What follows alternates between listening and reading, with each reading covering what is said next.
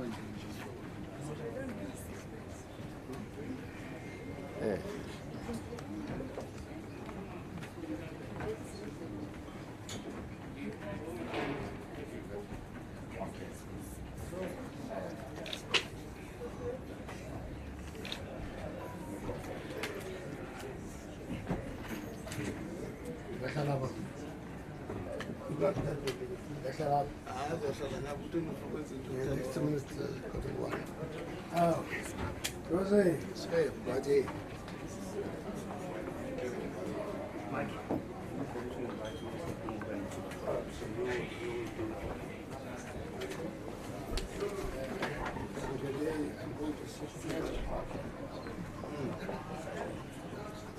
Which is the first. Oh, I see.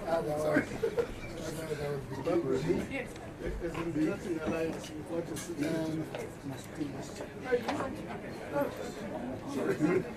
No, that was what you said. But nice Melissa, can you come and help release this thing here for ministers? I'm a minority myself. We are a nation. All right. Are we ready, Minister? Wow.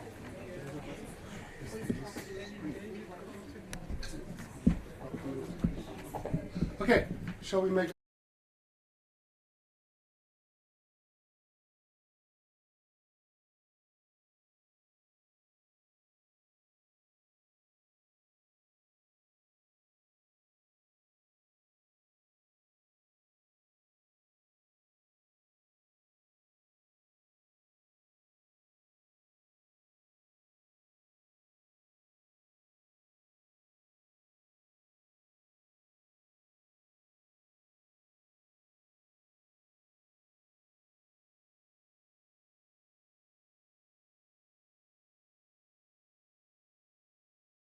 that's gone by, yourselves as the members of the media have shown a lot of interest in this announcement of this emergency action plan that the President put in place. And I'm quite delighted to present to you all 7 of the ministers from that crisis committee which the President put in place, who are going to share with you under the leadership of the Minister and the Presidency today some more details. So please, ladies and gentlemen, it's my pleasure to hand over to Mr. Mondli Gugubela, the Minister of the Presidency, who will do an introduction on behalf of the team, and then we will have an opportunity to field as many questions as you like, and some of the details that some of you have mentioned in your articles that you think we need a bit more detail. So, Minister of the Presidency, if I could invite you to come forward and take over, please, sir. Thank you.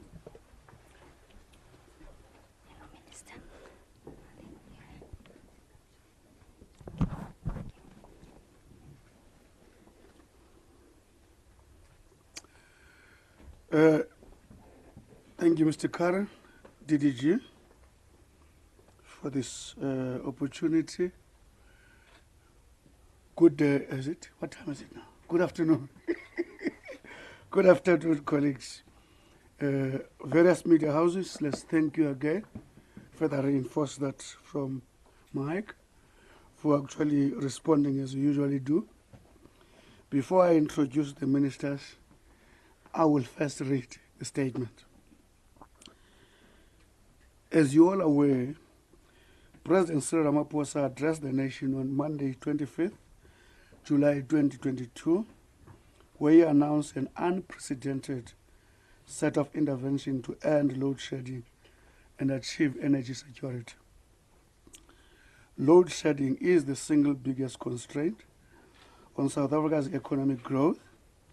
Government is taking bold steps both to address the immediate crisis and to make load shedding a thing of the past. Further, we are mobilizing all of the resources at our disposal and will do whatever it takes to achieve energy security. I must emphasize that achieving energy security is our single most important objective as a country to enable economic growth and job creation. Our short-term objective is to reduce the severity and frequency of load shedding through immediate measures to stabilize the energy system. Our long-term objective is to end load shedding and secure energy security and secure energy for the country. I beg your pardon. In this regard, government will focus on the following. First, improving the performance of Eskom's existing power station. Secondly, adding as much new generation capacity to the grid as possible, as quickly as possible. To this end, the President established the National Energy Crisis Committee, comprising of all relevant government departments and Eskom, led by the Director General in the Presidency, Ms. Pindile Baleni. This structure reports to an interministerial committee which will be chaired by the President and comprises the Minister in the Presidency, the Minister of Mineral and Resources and Energy, the Minister of Public Enterprise, the Minister of Finance, the Minister of Forestry, Fisheries and the Environment, and the Minister of Trade and Competition. Several options have already been taken to address the shortfall in electricity supply, which is the main cause of load shedding. Some of these actions include: first, changes have been made to regulations on new generation capacity to allow municipalities to procure power independently. As a result, several municipalities are in the process of procuring additional power. One of the first steps President Cyril Ramaphosa took was to revive the Renewable Energy Procurement Program. This enabled 2,205 megawatts from the bid window 4 to proceed to construction, the majority of which has now been connected to the grid. A further 6,800 megawatts of solar PV and wind power is being procured in terms of the current ministerial determination. This additional generation capacity will connect to the grid from late 2023. Another 3,000 megawatts of gas and 513 of battery storage will be procured through the next bid windows. In 2021, we raised the licensing threshold from 1 megawatts to 100 megawatts. This has resulted in a pipeline of more than 80 confirmed private sector projects under development with a combined capacity of over 6,000 megawatts, several of which will commence construction this year. Eskom has established an independent transmission company and is on track to separate its generation and distribution businesses by the end of 2022. These are just few examples of the intervention government has already put in place. However, we recognize that we need to be responsive to the situation as it develops. The severe load shedding which we experienced last month showed that additional actions are necessary to restore system stability and increase generation capacity. Today, the ministers will be unpacking, depending on the questions that the floor raises, in more detail as we outline the next step to ensure effective implementation. The plan announced by the President includes the 5 interventions with specific actions and timeframes to address the electricity shortfall. Here are these 5 action interventions.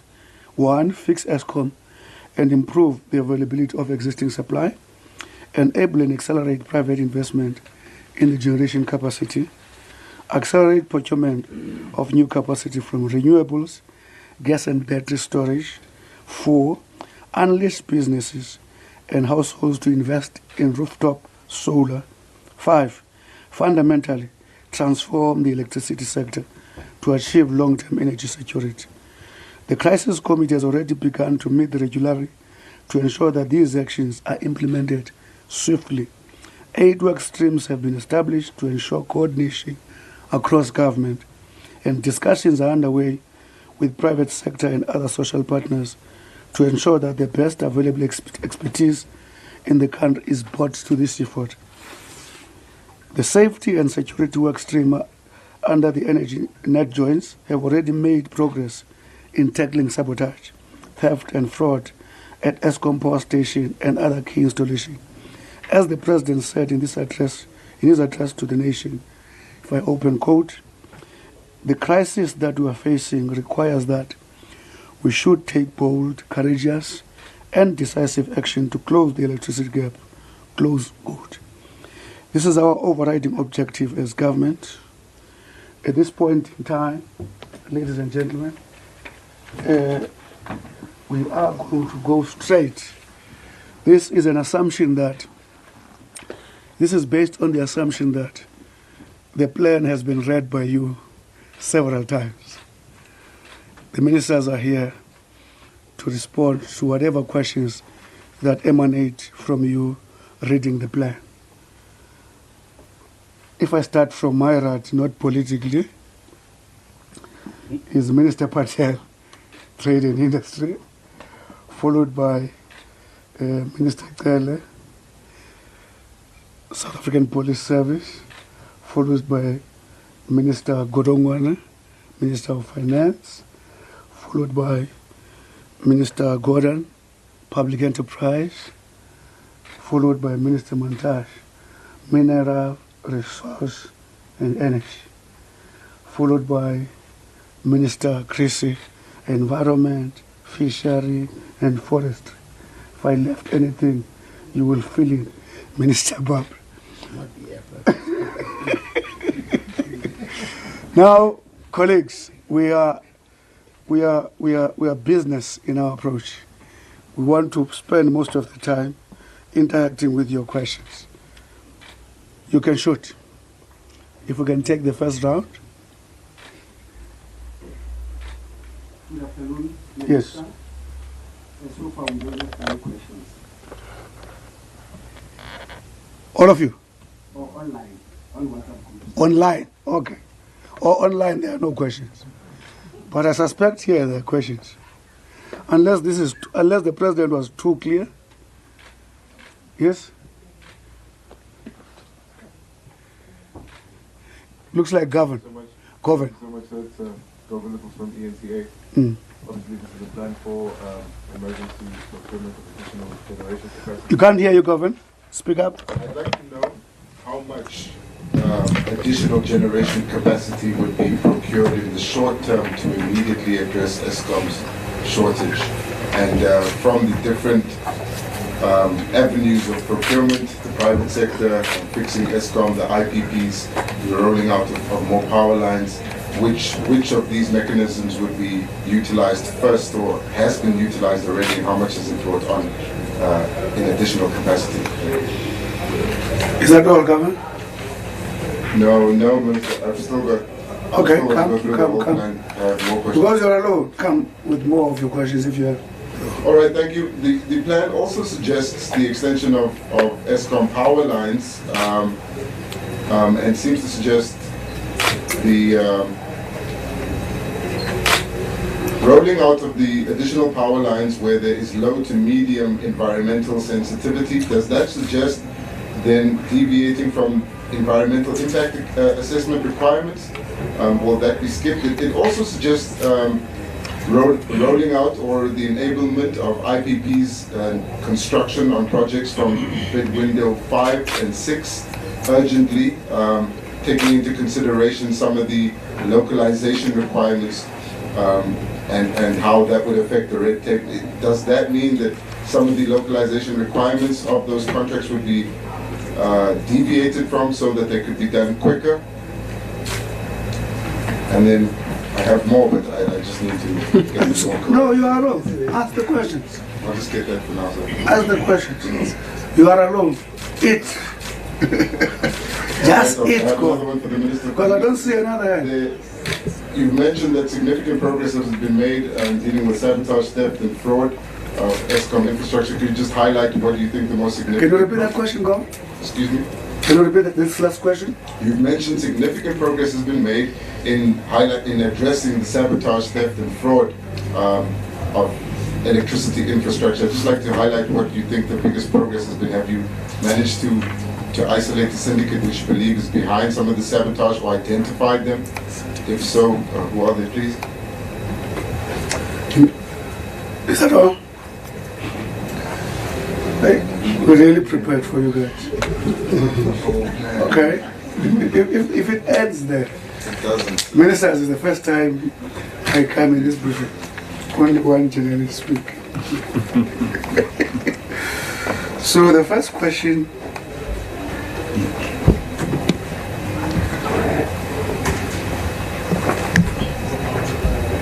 What's your eyesight ready?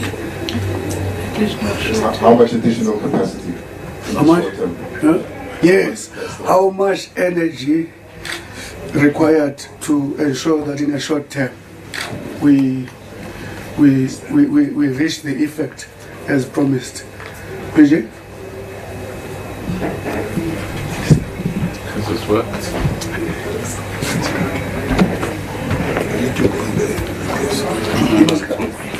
Got it. Can you hear? Are you able to hear me there?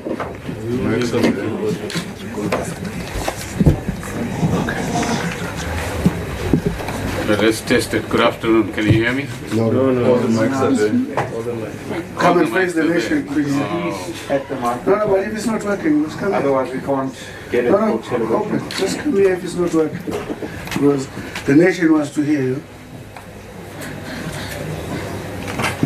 Energy in a short term and required in line with the proposed mixed and so on.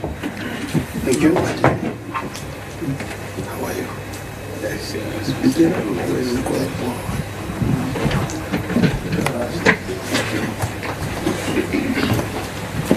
So I said good afternoon. And, hopefully we can agitate you to ask more questions in a moment. So in terms of immediate power, the first issue is how do we get a better output from existing plant? And here, after long discussions with the ESCOM team, we've identified 6 power stations, let's call them the top 6, which are going to get a lot of attention in terms of maintenance. And by maintenance we mean getting parts ready, getting contracts ready, having the money available, having original equipment manufacturers available if we need them. And those top 6 power stations are Kendal, Majuba, Tutuka, Kusile, Duva, and Matla. So that's the first step. The second step is the question of getting consent from my colleague next to me, Minister Mantash, to buy what they call standard purchasing process. And here what we're talking about is current IPPs are not using necessarily all of the power that they produce, so they have surplus. So ESCOM requires consent to buy surplus power that is available in current IPPs, and up to 1,000 megawatts is potentially available in the next 3 months, and that will be connected to the grid as well. There's also potential for another 600 megawatts following a similar requirement, and this is where triple exemptions are required from Section 34, from the triple PFA and from the PFMA, and those are processes my colleagues are working on. Then there have been negotiations over the last 10 days or so with our neighboring countries in the Southern African Energy Pool, and here somewhere between 100 and 200 megawatts could be available in the period of a month, depending on the contracting mechanisms and agreement on price as well. The last area is a potential 150 megawatts from gas that could be processed in Mozambique, and that could be available in the next 3 months in the short term, but I'm sure Minister Mantash will address the gas issue later when he has an opportunity as well. So in the immediate term, it's maintenance, it's buying excess capacity that is in the country already in the IPPs, and the potential for gas to come online as well. In terms of the ESCOM power lines, I think the intention on the ESCOM side is not to skip EIAs, but as my colleague will explain, I'm sure there are provisions which allow for fast-tracking some of these mechanisms. And one of the key elements of the new way of doing business in government, so to speak, is to remove as much red tape as possible, and a lot of intensive work has gone into this area over the last 2 or 3 weeks under the guidance and encouragement of the President himself. On the question, Minister, Police will address the sabotage, theft and fraud. Those were your questions, President. No, this affects this one. Okay, all right. No, I want to overstep my mouth. Don't worry. I don't want to become the Minister of Police. He's got his job, I've got mine. So the bottom line is that while some progress has been made in that regard around law enforcement issues, there's still a lot of fraud going on. And I think after the visit of the President to Tuka Power Station, he actually saw for himself the areas where some of this fraud takes place, whether it's poor quality coal, the non-delivery of fuel oil, or the overcharging for parts that are required by Eskom itself. And in those areas, there's still further work to do. Thank you. Minister,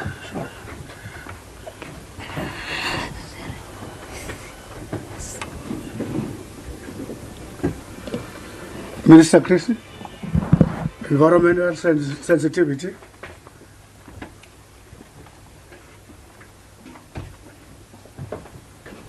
Thank you very much, and good afternoon to everybody.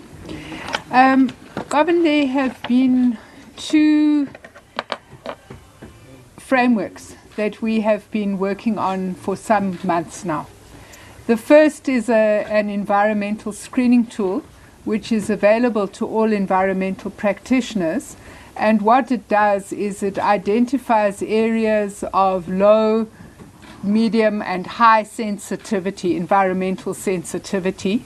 And the intention is to be able to use this screening tool going into the future in a range of situations so that we can streamline environmental impact assessments.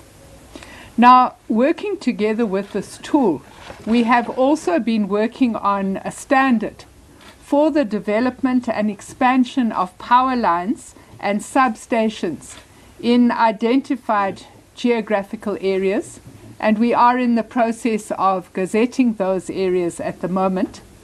And based on compliance with the standard for the development and expansion of power lines and substations, they can be excluded from the need to obtain an environmental authorization prior to commencement, as long as they're being developed in areas of low and medium sensitivity.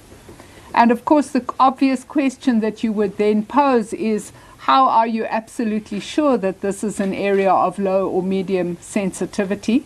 So there will be a requirement for a registration process, and that registration process will require a walkthrough by a qualified environmental practitioner of the area to confirm that it is indeed of low or medium sensitivity. And of course, what we know is that an area can generally be of low sensitivity, but there might be a wetland or an endangered vegetation, and of course that particular area would then need to be excluded from the development. In addition to that, it's also important to say that we have already identified 5 electricity transmission corridors, and it's when this particular infrastructure is located within those transmission corridors, and obviously we have worked with Eskom on identifying those corridors, that these provisions with regard to not needing an EIA would kick in if it's areas of low and medium sensitivity. Thank you very much.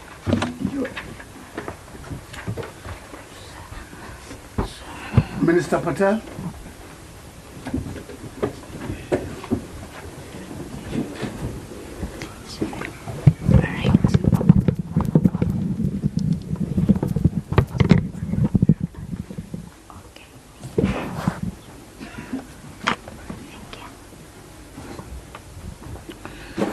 Well, thank you very much, and thank you, Minister Gungubele.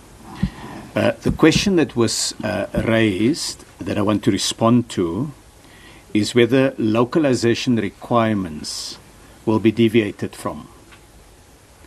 The short answer is yes. I want to provide a little bit of context and how it will work.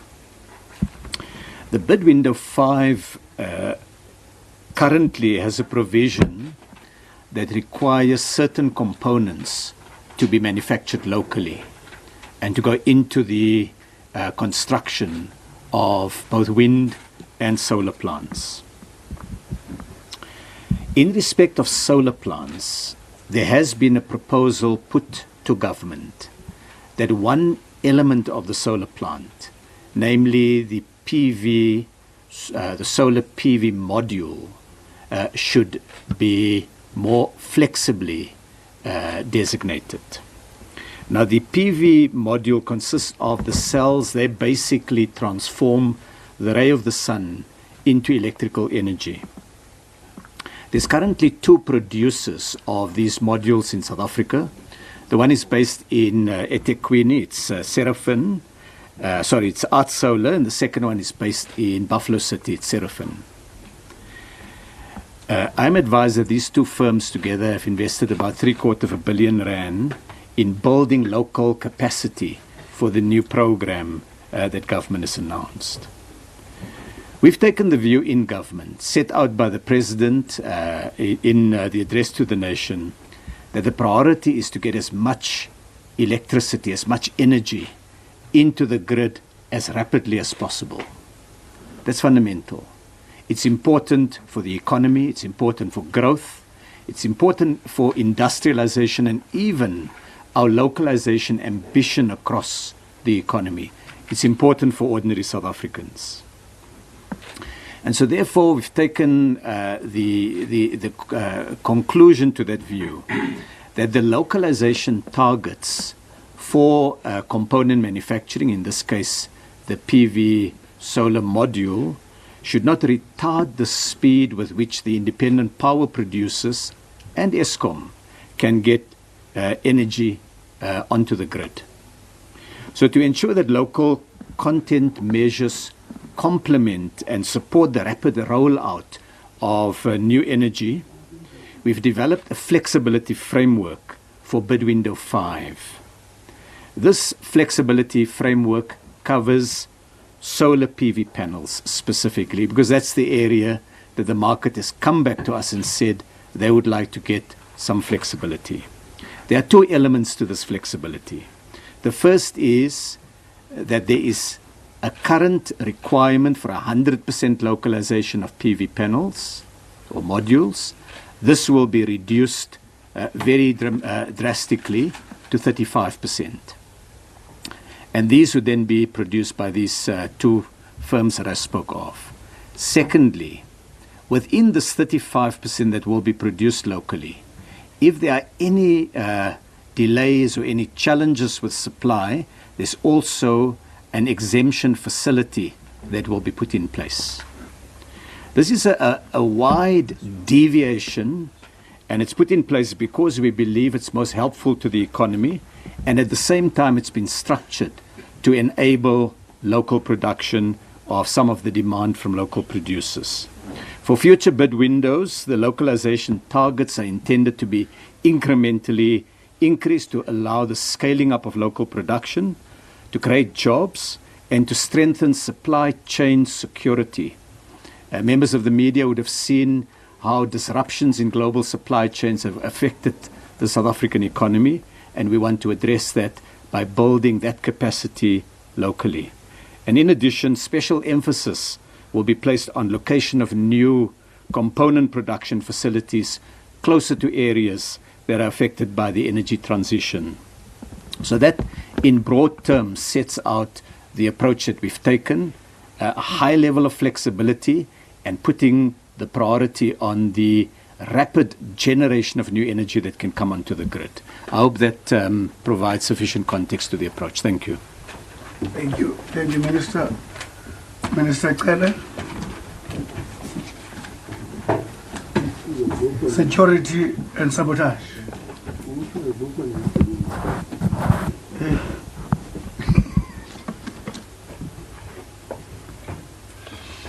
Thanks, President, colleagues. 2 Saturdays ago, I was just wondering why I was invited in the panel or the visit that was undertaken by the President to some of these stations with the Minister of Energy and the Minister of Public Enterprise. I was really wondering until I sat down and I listened and I realized why President has brought me in. You find that some GMs, general managers of these stations, they move around with the personal protectors. Not only them, their wives move around with the personal protectors. Not their wives, their kids are taken to school by the personal protectors. That starts from inside these stations, where the criminals from both internal and external, they collude to steal the whole tank of diesel, the whole tank of oil coming to the company. And in the middle of grinding and working machines, there is no oil. Where the engineers will go to the storeroom to find a spare of a machine, and all those spares of machine appear on the paper, but nothing you find at the room where they are supposed to be, at the spare rooms, but all the money is paid for. That's what is happening. That will be internal. Therefore, National Commissioner, who is here, has, in collaboration with the general managers of these stations, I'm not going to mention them by names, these stations, where these things are happening, has created a team. I was quite impressed when that general manager, under all those trans conditions, but still was very much expressive of police and saying they are working together. On the middle of the middle management there and people working there, between 4 and in that station, between 4 and 6 people have been arrested. We are hopeful that the whole chain of the justice system will begin to take those matters very, very serious. And indeed, there were, in the last financial year, 210 cases that have been opened, and 191 of those people were found guilty, and some of them are doing between 10 and 15 years. So it's taken serious, especially when it comes to the copper. But maybe to demonstrate and illustrate what is happening, because it's not just on this sabotage where people they put the stones on the bottom of the truck and they put the coal on top as part of the sabotage, and all those things, they go to a machine and they begin to reduce the functionality of a machine that is supposed to be taken care of in terms of service in 18 months, because it's grinding stones, it will take only 8 years. So it will take only 8 months. So, but it doesn't end there. It goes outside where is a big sabotage. People stealing the copper, stealing the lines, and all that kind of things. This has recently happened, that in Gauteng, on the 16th May 2022, 5 suspects were arrested for tampering with essential infrastructure at railway line. So these are the arrests. On the 26th May 2022, 3 suspects were arrested posing as contractors And then they get in these places as contractors, and they go there. They take the copper. They take whatever they can take as a sabotage, and going out to sell those things. On 28th May 22, 3 suspects were arrested for possession of Eskom and city power cables at an identified premises, and the estimated price for was 500,000 and 200,000. On 9th of June 2022, suspect was arrested stealing the copper that could amounted to 168,415. On the 7th of July, 2 suspects were arrested with the copper cable theft of 55,000. Gauteng, on the 8th of July 2022, 1 suspect was arrested with a 10 million worth Telkom and Eskom copper. On the 22nd of June, suspects were arrested when suspicious vehicles stopped and undisclosed amount of steel pipes utilized within the mining industry were arrested. So we are doing all what we can and putting special teams to work on these things as we have been instructed by the President to create special teams to deal with the sabotage on the infrastructure, the sabotage on the mines, Zamazamas working with the minister here, but also working on the stations, power stations. It's not just only administrative and technical problems that might come with the load shedding, but lot of sabotage and criminality, and we are working hard to arrest those responsible for that. Thanks. Thank you, Minister. We're getting to online now. I'm told that there are people who have developed appetite online. What is online? Thank you, Minister. Yes, we have several questions. Several questions online, colleagues. I'll start with Carol Payton from News 24. Minister, we have had numerous IMCs and a war group of ministers. How will this energy crisis committee be different from those previous efforts that have achieved so little? The next question is from Comrin, Amabungana Center for Investigative Journalism. While one of the plans is to improve the performance of Eskom's fleet, but few details have been provided on the scope of this intervention. How much money will be made available for additional maintenance of the Eskom coal fleet? And what do you expect this to achieve in terms of capacity? The next question is from Lamis Omaji, News 24. Can Minister of Trade, Industry and Competition, Ibrahim Patel, clarify if there will be local content exemptions and what they entail? The next one, Stephen Crotes, Newsroom Africa. Can we assume that all of the ministers on this committee are completely agreed on what will happen? That it will definitely be easier to add more power to the grid and that this will happen quickly? The next question is Alex Wading from Reuters. To the Minister of Finance, Eskom CEO Andrew De Ruyter has talked of 200 billion rand as a more sustainable debt burden for the utility, which is half the current level. What do you see as a sustainable amount of debt on Eskom's balance sheet? What is your preference to arrive at this? The next one is a question from Carol Payton. Do you want to repeat your question to ask the Minister of Finance?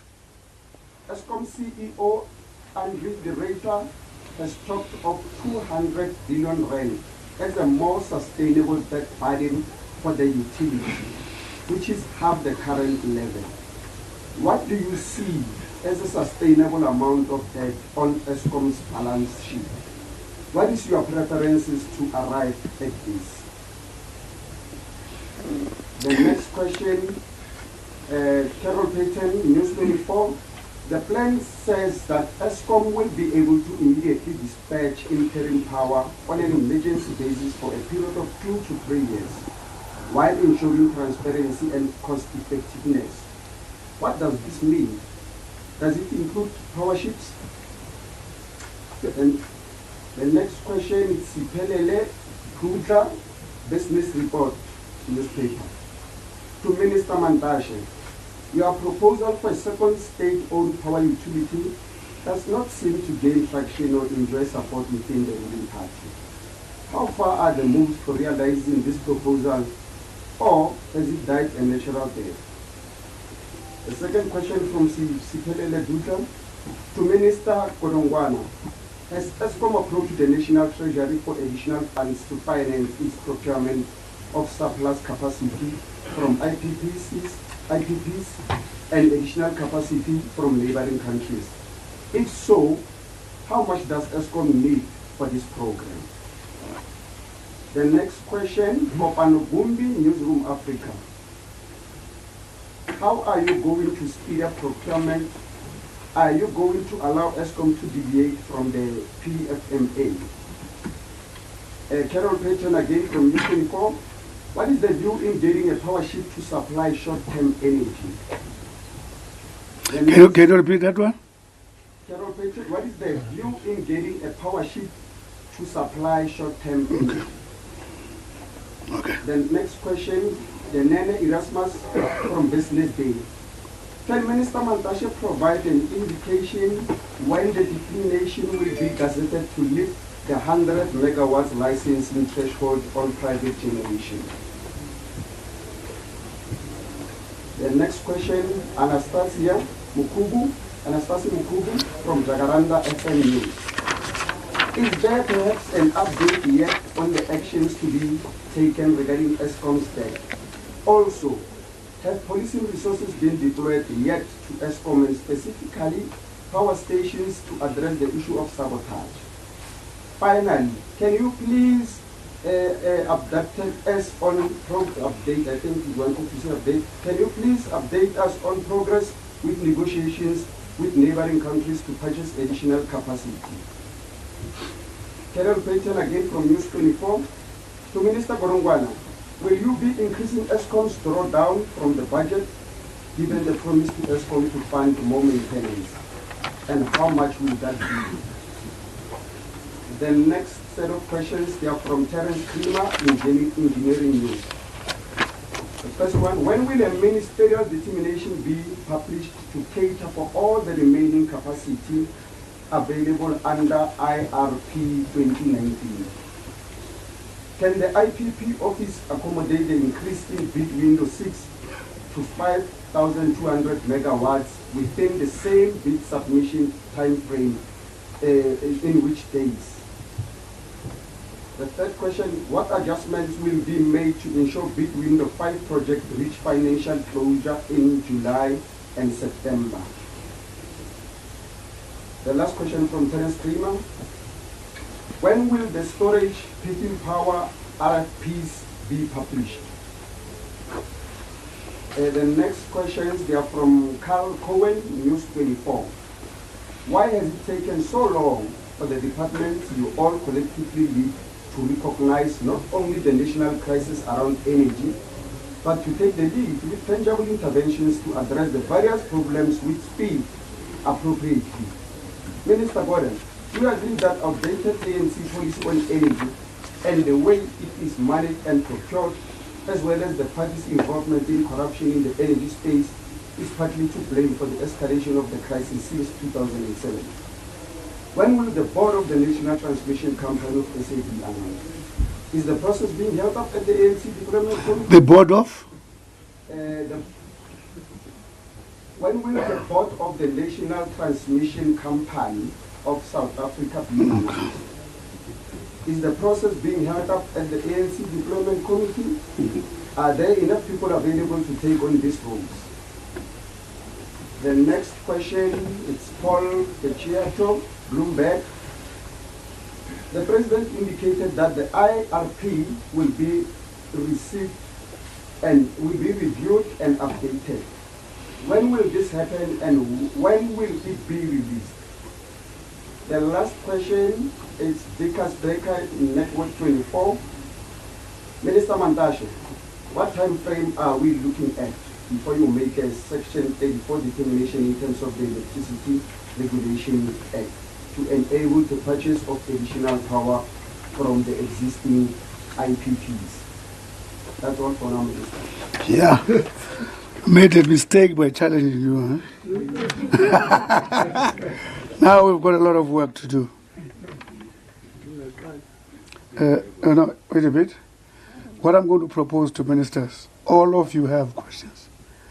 I'll propose each minister to deal with all the questions that are related to you. But if the question that is related to you has already been answered, you don't have to come and repeat it here. I'll start with Minister Chris. So there's nothing for you, right? Mr. Patel? It's covered. There's localization. Oh, it was answered that question, you're right. Minister Ndosi, you have spoken on security. Then it's only 3. Minister, all the billions, did ESCOM apply for money? And how long will procurement be responsive? And all those issues. You will also deal with all the red tape issues.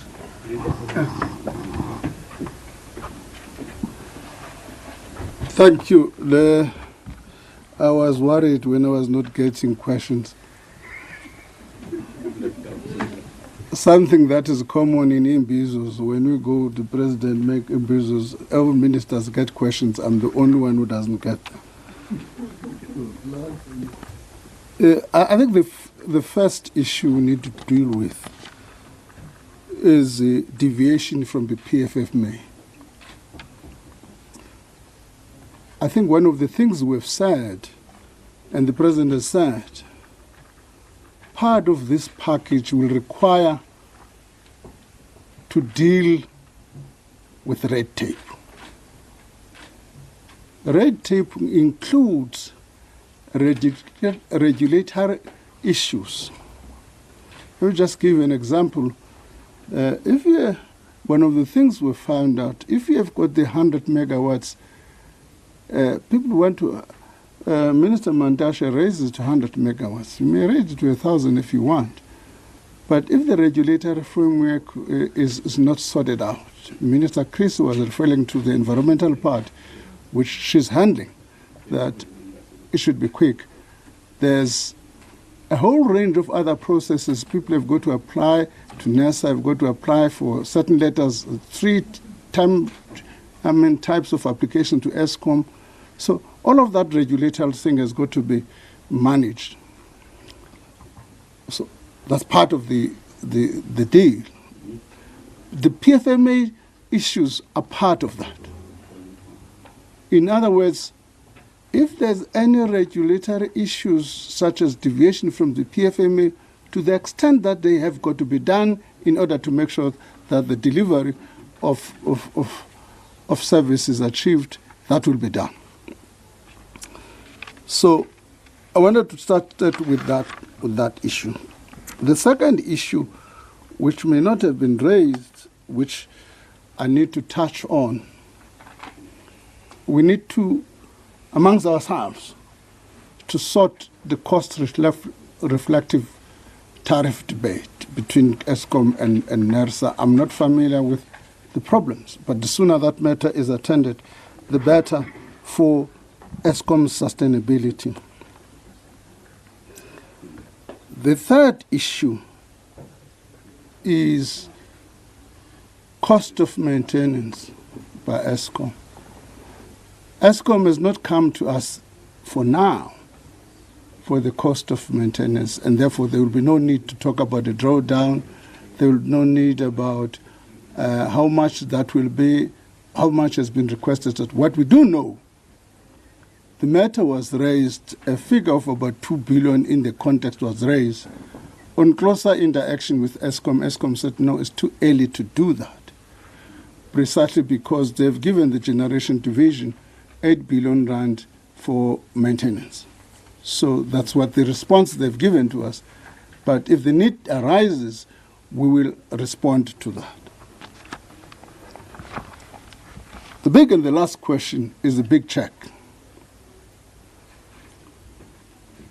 Is a big check, depending on which time of the Eskom debt fluctuates between 390 to 400 billion rand. There's an accepted issue, even in the marketplace, that debt for Eskom is unsustainable. Is unsustainable. And therefore, if it is unsustainable, it poses a risk to the sovereign. Poses a risk to the sovereign. To avoid that sovereign risk, the sovereign have got to step in. That principle is kind of agreed. We'll be going to the Cabinet Lekgotla in the first week of September with a proposal to deal with that issue. What has not been settled at the moment is the quantum of that, how much will be taken by the sovereign. But the principle is there. At the moment, both Treasury officials and Eskom officials are developing scenarios which will table before Cabinet. So Eskom debt is an issue which is, the principle is settled, which were taken to the government, Lekgotla and Cabinet in due course. Look at those scenarios. The final quantum and the scenarios, and the conditions precedent, that people in the financial space call the CPs, the conditions precedent and conditions post the transaction will also be dealt with on the 26th of October in the midterm budget policy statement. I think I've covered my story. Yeah. Thank you, Minister Godongwana. I think Carol Patton. All right, that's the 7 ministers who are made up of Godongwana. And Minister Mantashe. Minister Mantashe.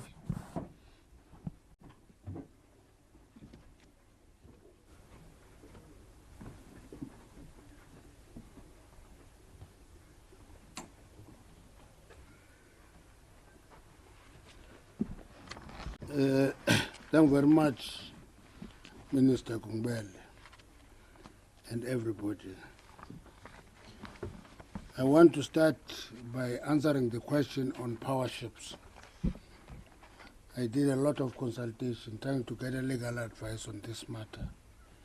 And the answer is, anything that is not forbidden is allowed.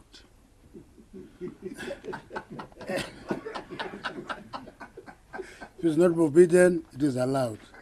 So, sourcing energy from power ships is not forbidden. If there are technicalities that they must sort out on environmental assessment and many others, they should not comply with that. But there is no power ships that are forbidden from doing business in South Africa. I think that covers that question. The second one is the idea of 7 power generation dead. I'm sure it is of interest for many to die, but I follow resolutions that were taken over the weekend by the governing party, which is said to be not interested. I don't see anything that shows disinterest. Let me tell you what we were discussing in this regard. We're saying there are power stations that are called generators that are earmarked for decommissioning. If we want to start a second generator, it should be taking the responsibility of actually getting those power stations, your Hendrina, your Camden, your Grootfontein, and repurpose them to gas and take responsibility for that outside of the Eskom issues that are confronted by Eskom today. And therefore, it's not a dead idea. Then you can build on that capacity, but the starting point is on targeting the power stations that are earmarked for decommissioning. Repurpose them, don't load ESCOM with new burden, and work on that and build the capacity. Therefore, it's not a dead idea. Additional capacity from neighboring countries, I'm leaving that for Minister Kodan. Bid window 6. Is there anything that we do for bid window 6 to increase the capacity? Yes, it is.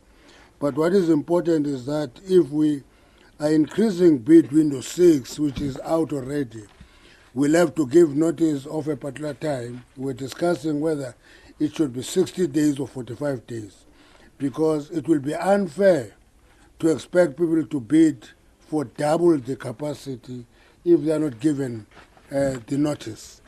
So we're working on that. We think of increasing that notice and give people so that new bidders can come and join the bid another 45 days or another 60 days. We'll take that decision. So we're taking seriously the question of telling us to increase the capacity of bid window 6. And the important about bid windows, which is an issue that I argue for every time, is that what is nice about bid windows that it's a contractual arrangement, because people commit themselves to an arrangement they will execute, and we, in exchange, all we guarantee is not support or guarantee that bid, we guarantee uptake, that's all. On why did it take so long to recognize energy crisis, I'm not sure how long is that long, because in 1998, notice was given to the state that, listen, your surplus energy is going to be exhausted by 2007.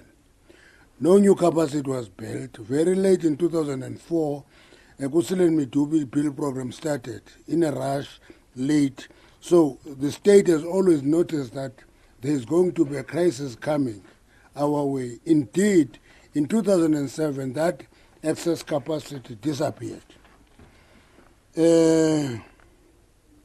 When is the IRP review going to start? It's already started already. The team is already looking into the assumptions, because you derive those assumptions. Somebody said the assumption we used in 2019 were wrong. And I corrected that person, said they were not wrong, they were correct, but time is going on and changes impact on the assumptions. And I said if we work too long on the assumption we make now, after 2 years they will be relevant. So let's move with the necessary speed in developing those assumptions. So that is what we are doing. So the question of reviewing IRP 2019 is underway.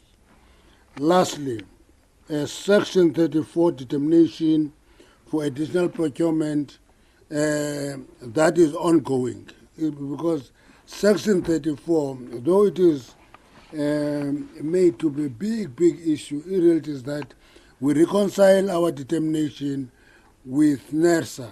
Once NERSA and department agree, that Section 34 goes ahead. I think those are the questions that were directed to me, not unless something I've left. A minister agreed on 80 megawatts. Obviously, we are agreeing on 80 megawatts to the grid.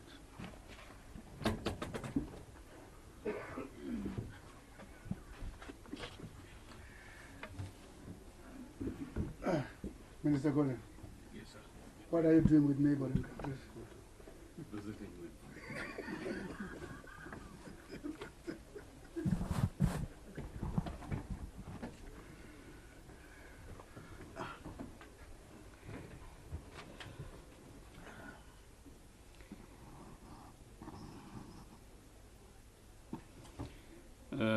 Let me start, Mr. Gungubele, because you will tackle the other issues about your liking of IMCs and so on. But let's say to Stephen Crotus, we are completely agreed on what the President has announced.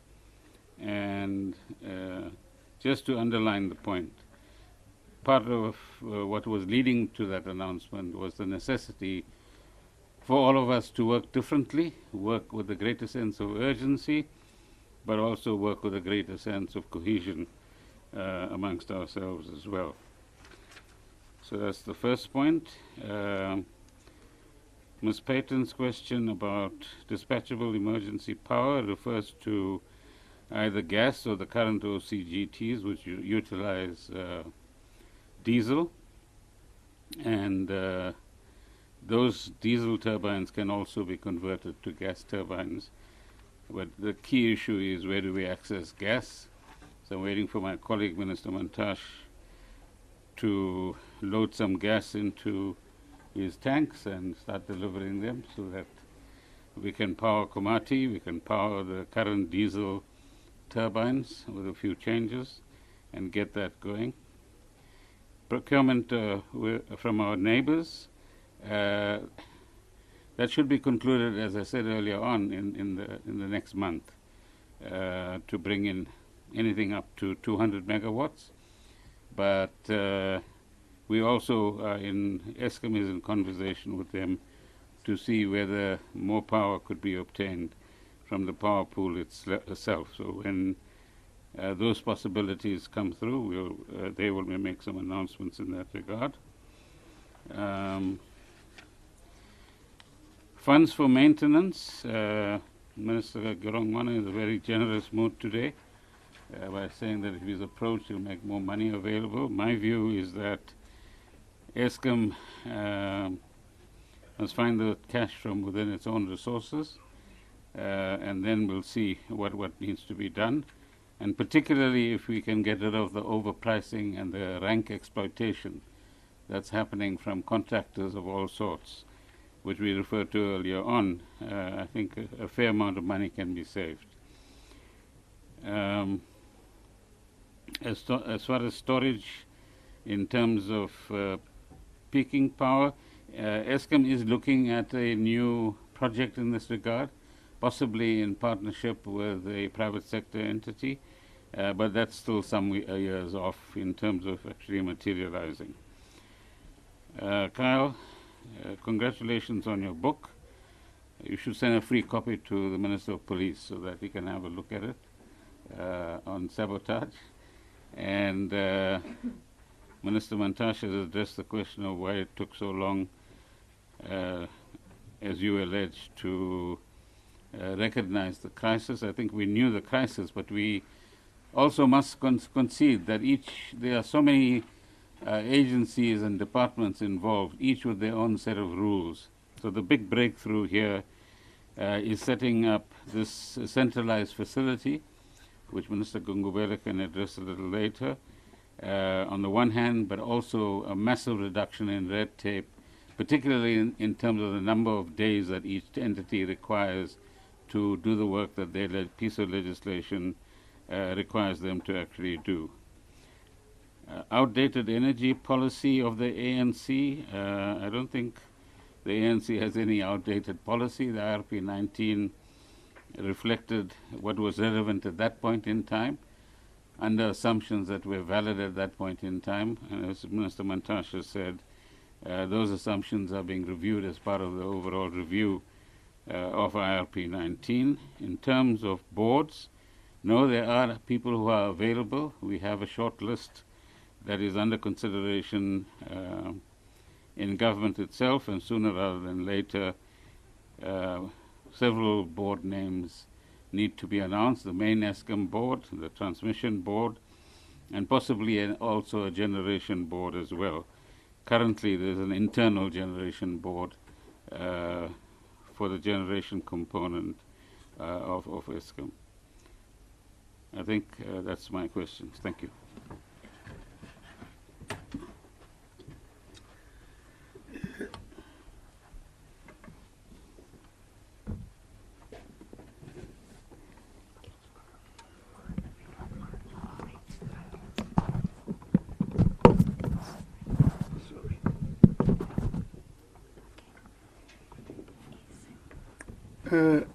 The next question, there are institutional questions that have been raised. There was a question that said, why did it take so long? I guess what matters It's happening now. This is what we must celebrate. These ministers with the president have been working for quite a long time till this point. Somebody asked how different. It's been widely, plan is widely consulted. It's enjoying endorsement from various institutions, be they technical, be they political, be they commercial, different type of institution. This plan is supported, and actually South Africa has thrown the ball back to our court by saying, now implement. Now the question is asked, how different? The crisis committee is in place. I will principal these ministers. The key point is that the president has said there's a crisis committee. It's already been meeting, right? So we've been together, and what the president announced is a common message of these ministers. There could be as many different voices, but you will not find any minister outside what the president has to call. Already, a number of them have spoken.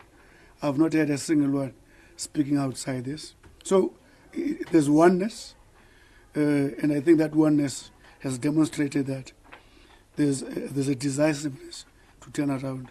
Just to remind ourselves that one of the key things, if you look at the 5 key macro demarcated issues, the one that says optimize Eskom's capacity, the one that says accelerate and enable the investment by private sector in the generation capacity. In other words, create conditions for private sector to actually invest in the generation capacity, so that we are able to access that through the grid. Accelerate procurement. Minister of Finance has spoken about that. Accelerate procurement to ensure that we access capacity to renewables, gas, and battery storage. These are clear, demarcated areas which are meant for you to independently assess and check if the needle is moving. Rooftops and fundamentally transform the electricity sector. Those are issues, but I thought it is important to you to say, as you ask again, how different this team is going to work. Already there are results.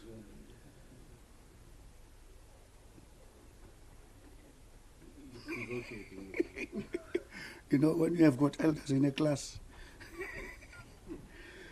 The other issues that we are demonstrating that work is in progress. Changes have been made to regulations on new generation capacity. We have already told you that municipalities are moving in this regard. We are saying one of the first steps President took was to revive renewable energy procurement program. It enabled that 2,205 megawatts. That's a demonstration that we are at work. A further 6,800 megawatts of solar PV being procured in terms of the current ministerial determination. Questions were asked to the minister on that determination.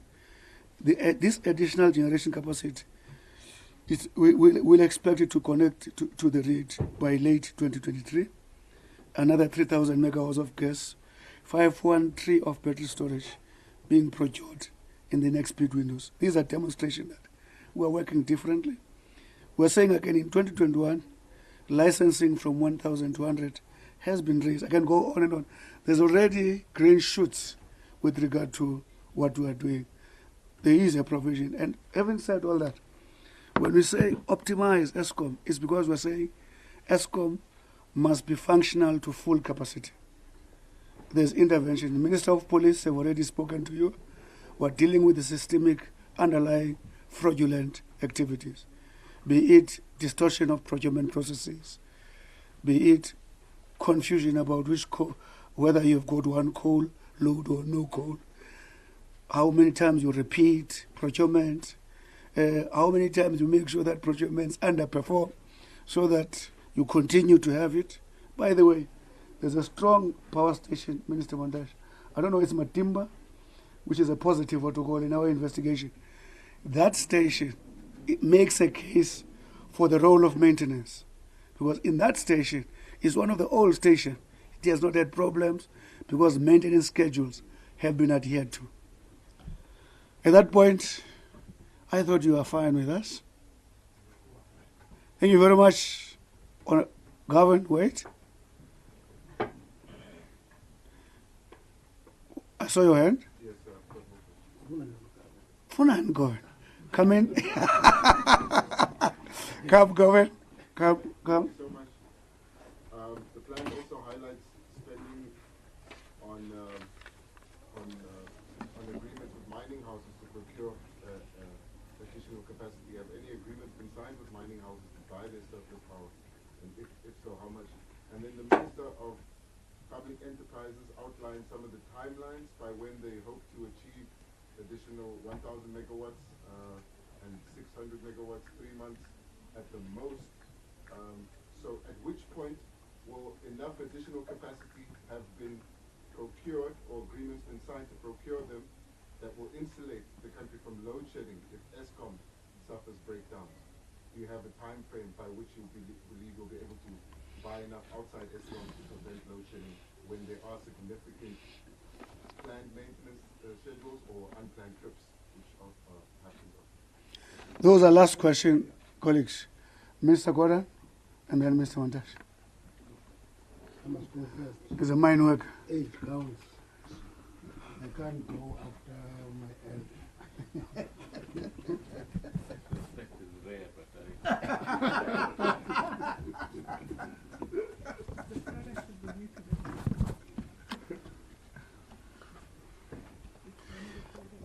The very few mining houses at this stage have extra capacity to spend sell to ESCOM. Very few. Goldfields is constructing 40 megawatts capacity. I hope that surplus will be sold to ESCOM. Sasol does have extra capacity that is selling to ESCOM. But the rest of them are in the projects that are said to be in the pipeline. So if we say they were getting energy from them, we must take them off the pipeline and finish them, get them into generating energy. So there's nothing much to talk of getting extra capacity from mining houses. We are encouraging them to accelerate their build programs so that we can benefit from them. Thank you. Mr. Gordon. Thank you, Mr. Montash.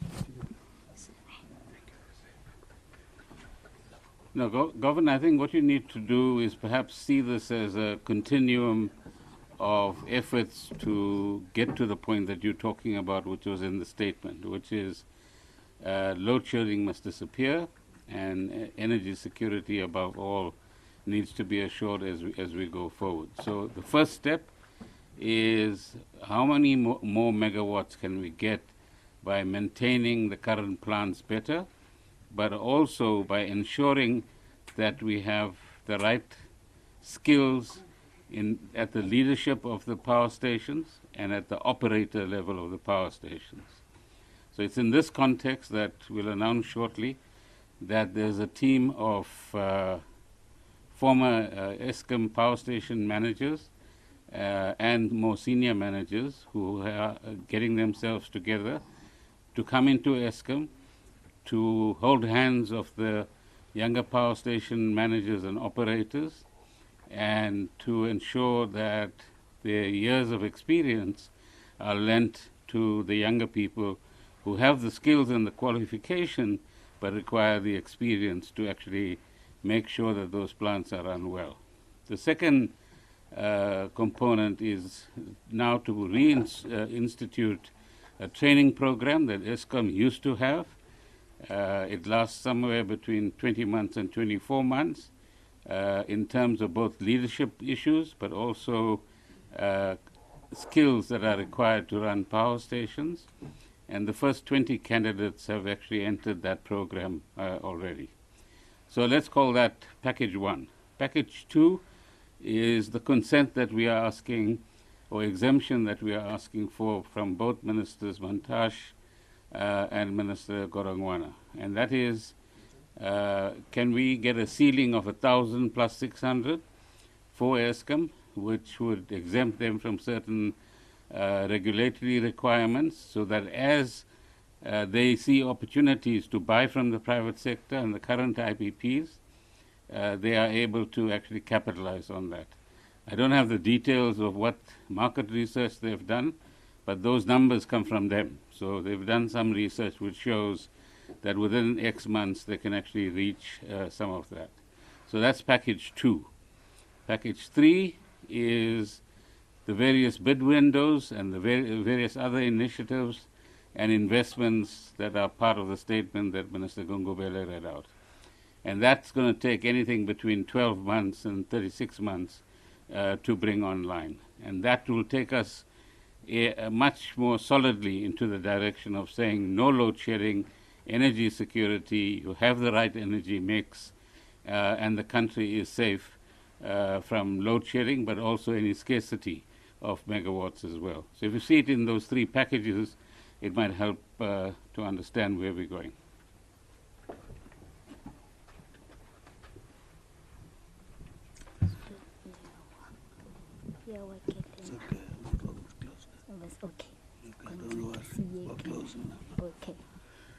Thank you very much, ladies and gentlemen, for your meticulous questions, which have been responded to through meticulous answers. And I'm very much happy about that. Closing remark is that these answers, in interacting with your questions, confirm what the President said when he said the crisis that we're facing requires that we should take bold, courageous, and decisive action to close the electricity gap. Thank you very much, ladies and gentlemen. Thank you, Ministers. Thank you. Thank you, Mr. Gungubele. Thank you, Mr.